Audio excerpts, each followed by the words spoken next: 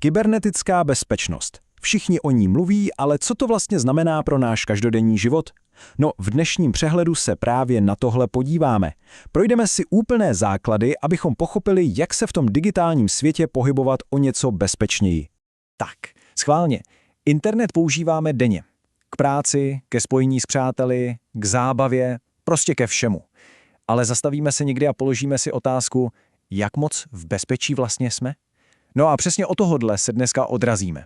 Cílem teď není nikoho strašit, to vůbec ne. Naopak, jde o to vyzbrojit se těmi správnými informacemi. Společně se podíváme, jak tyhle online hrozby vlastně vypadají, jak je poznat a hlavně, co s nimi dělat, jak se jim bránit.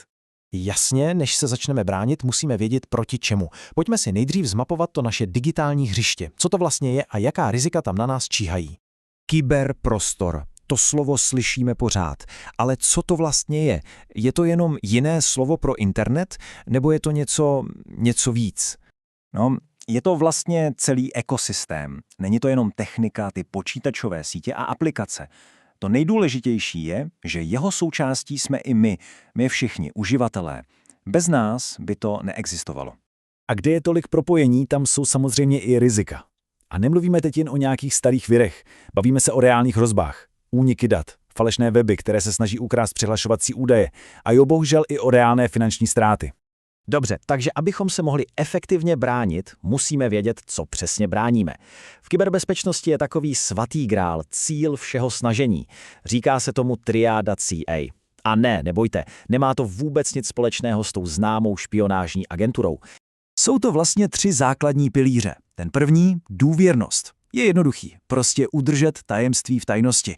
Když tohle selže, máme únik dat. Druhý pilíř je integrita. Ta zajišťuje, že data jsou správná a nikdo je nezměnil. Představte si, že by někdo změnil částku na bankovním účtu, to je přesně selhání integrity. A třetí je dostupnost. To znamená, že se ke svým datům a službám dostaneme, když je potřebujeme. Třeba když chcete nakoupit ve slevách a e-shop zrovna nefunguje, to je selhání dostupnosti. A přesně tyhle 3 věci se snaží celá kyberbezpečnost chránit. Tak, teď už víme, co chráníme. Je čas se podívat na druhou stranu, do příručky pro podvodníky. Pojďme se kouknout na jejich nejčastější triky, abychom je pak mohli snadněji prokouknout. Zbraň číslo 1 v arzenálu každého podvodníka? Jednoznačně phishing. Určitě jste o tom slyšeli.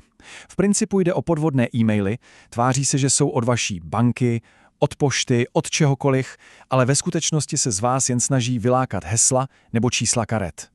A jak takový útok probíhá, je to až děsivě prosté. Za prvé přijde návada, e-mail, který vypadá urgentně nebo důležitě. Za druhé přijde kliknutí na odkaz v něm.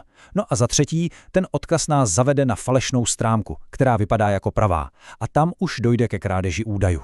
Tady máme takové přímé srovnání. Vlevo je normální, legitimní e-mail. Všimněte si, jak je profesionální a klidný. A teď se podívejte vpravo. Ten phishingový e-mail úplně křičí, vytváří nátlak, je tam nějaký divný odkaz, často i gramatické chyby nebo oslovení jako vážený zákazníku. Přesně tyhle malé detaily jsou naše nejlepší vodítka. Dobře, takže teď už víme, jak nepřítel útočí. Je čas přejít od teorie k praxi. Pojďme si postavit vlastní digitální štít. Ukážeme si pár nástrojů a hlavně návyků, které nás ochrání.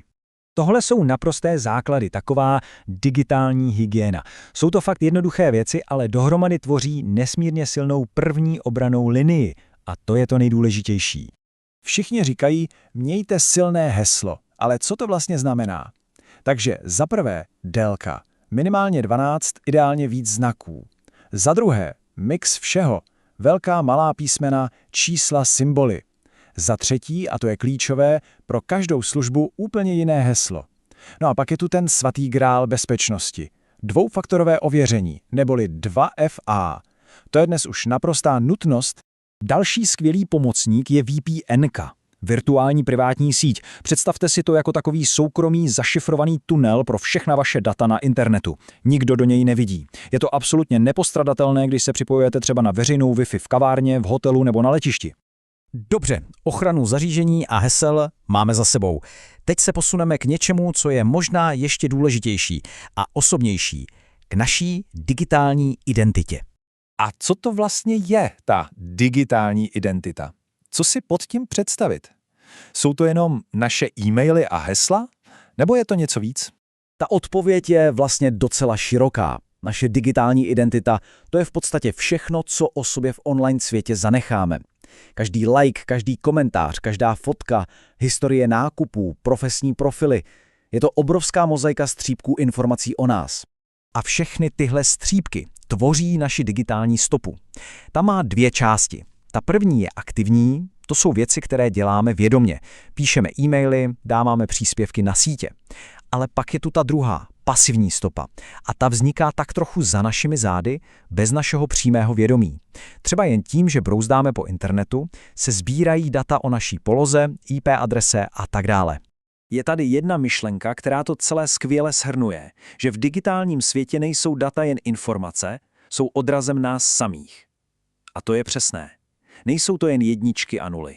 Je to vlastně náš digitální otisk. A to nás přivádí k poslední myšlence na zamyšlení. Až příště budeme online, zkusme se na vteřinu zastavit a zeptat se sami sebe. Jakou digitální stopu za sebou právě teď zanechávám? S touto myšlenkou se pro dnešek loučím a děkuji za pozornost.